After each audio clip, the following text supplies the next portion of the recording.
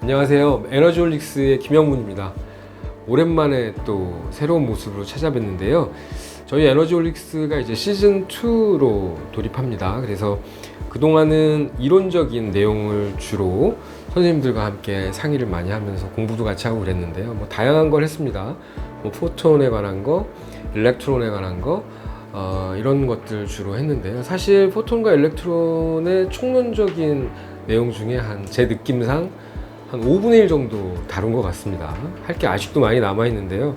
너무 이론적인 것만 하면 재미가 좀 없고 식상해지기 때문에 시즌2에서는 우리 실질적으로 병원을 운영하시는 한국의 유명한 레이저 서전들, 레이저로 치료하고 계시고 또 이런 EBD, 에너지 베이스 디바이스를 가지고 뭐 고주파가 됐든 초음파가 됐든 뭐 플라즈마가 됐든 열심히 치료하시는 선생님들 병원을 제가 방문해서 직접 인터뷰도 좀 하고 시술하는 장면도 좀 보여드리고 그런 시간을 많이 갖도록 하겠습니다. 자, 저희 시즌2 첫 번째 시간으로 준비한 내용은 우리 선생님들의 기본 장비 Q-스위치 엔디아그 레이저를 이용한 레이저 토닝에 관한 말씀을 드려보도록 하겠습니다.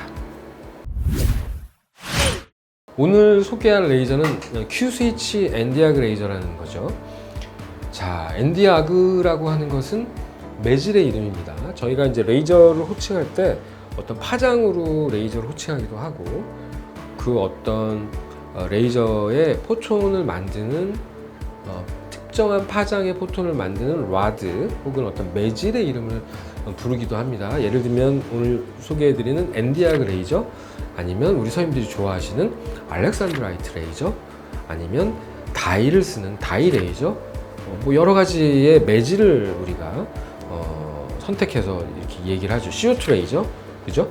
그다음에 얼분 야그 레이저, 이렇게 다양한 머티리얼의 이름을 따서 레이저를 표현을 하고요. 그렇지 않는 경우는 이제 파장의 정도를 따서 또 이야기를 하기도 합니다. 예를 들면 1064 그러면 1064 나노미터 파장, 그다음에 532 그러면 532 나노미터 파장. 미국 사람들은 이제 532 나노미터 뭐 이렇게 얘기하는데 이제 학교나 이런 데 가시면 532 이렇게 막 얘기하죠. 그 이제 빨리빨리 얘기해야 되기 때문에 그런 현상이 벌어지는 거고요. 1064도 뭐 1064 나노미터를 이렇게 얘기 안 하고 1064 이렇게 얘기하죠.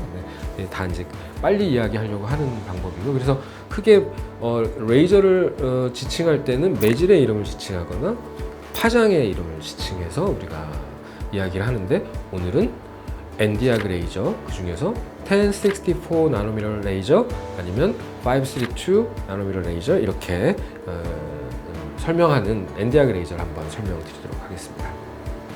Q-스위치 엔디아그 레이저는 숏펄스 레이저입니다. 그래서 나노세컨드로 떨어지는 레이저가 있고 사실은 나중에 또 하겠지만 피코세컨드로 떨어지는 레이저가 있죠. 근데 이제 Q-스위치 엔디아그 레이저 그러면 보통 나노세컨드로 떨어지고요.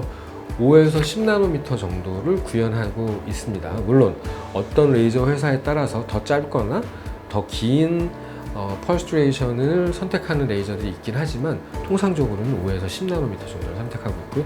오늘 소개하는 이 사이노슈어의 레블라이트 SI라고 하는 레이저도 5나노미터 정도의 5나노세컨드 정도의 펄스 듀레이션을 갖고 있다, 이렇게 설명을 드릴 수 있겠습니다. 자, Q-스위치 엔디아그 레이저의 Q-스위치는 무슨 뜻일까요?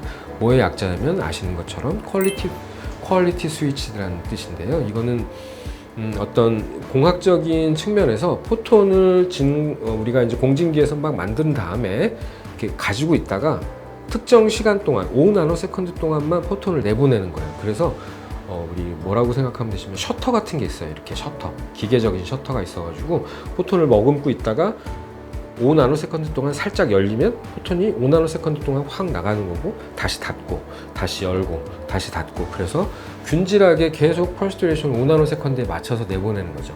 그래서 퀄리티파이 되어 있는 셔터를 연다. 그래서 Q 스위치라는 말이 쓰이고 있고요. 예전에는 이게 이제 미케니컬 스위치였어요.